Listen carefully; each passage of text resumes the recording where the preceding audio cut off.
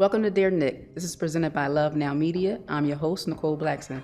This is the place where love, self, and faith intersect. I have with me today Reverend Brian Robinson, who will be introducing the episode, Spiritual Violence. Reverend Brian, could you please tell us what is spiritual violence?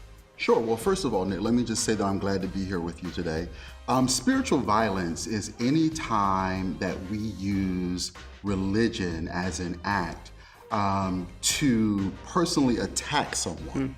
That is spiritual violence. If I could break that down just to layman's terms, from my perspective, spiritual violence is any act in which we use the things of God or God itself, himself, herself, to actually convince people that they are not loved. That is spiritual violence. Anytime your self-esteem, your self-acceptance is attacked based on religious reasons, that's spiritual violence. Okay. So I'm pretty sure that you could be the one to help us with this letter we received on the website. Right, so I'll go on and read it. It says, Dear Nick, I have always been gay. I grew up in a church.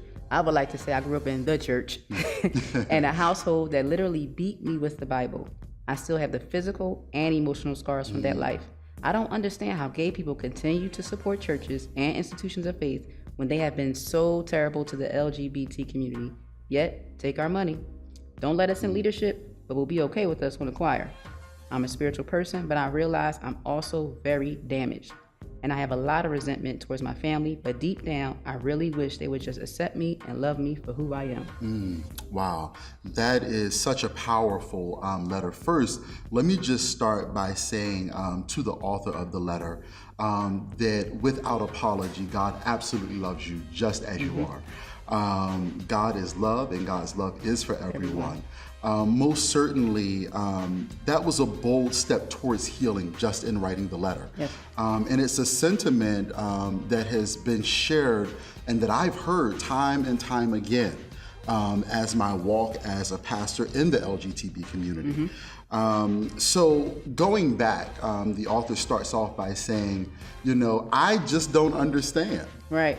How can the members of the LGBT community continue to go to these churches where they are denied leadership positions, where they are pushed into stereotypical roles of singing and directing in the choir. Their money is taken, yet they are weekly, sometimes daily, spiritually assaulted. And that is a very valid question. First, I want to say this. If you are out there today and you are in a place where you are spiritually being abused, and that may or may not be based on solely your sexuality. Let me be clear about that. If you're in a place where people are spiritually abusing you, I would say to you, first off, realize your own worth. Yes. That is number one. You must come to the place where you realize that you are worthy, that you are loved and lovable.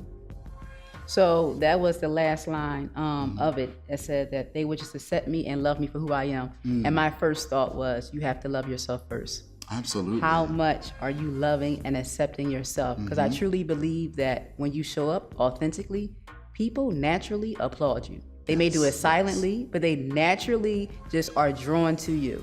And if they shy away from you, it's because they haven't accepted themselves fully.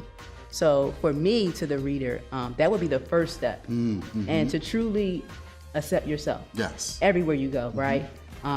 Because for different reasons, whether we are gay, lesbian, woman, man, whatever it is, there will always be somebody that will say, no, that's always not for haters, me, right? yes. Always.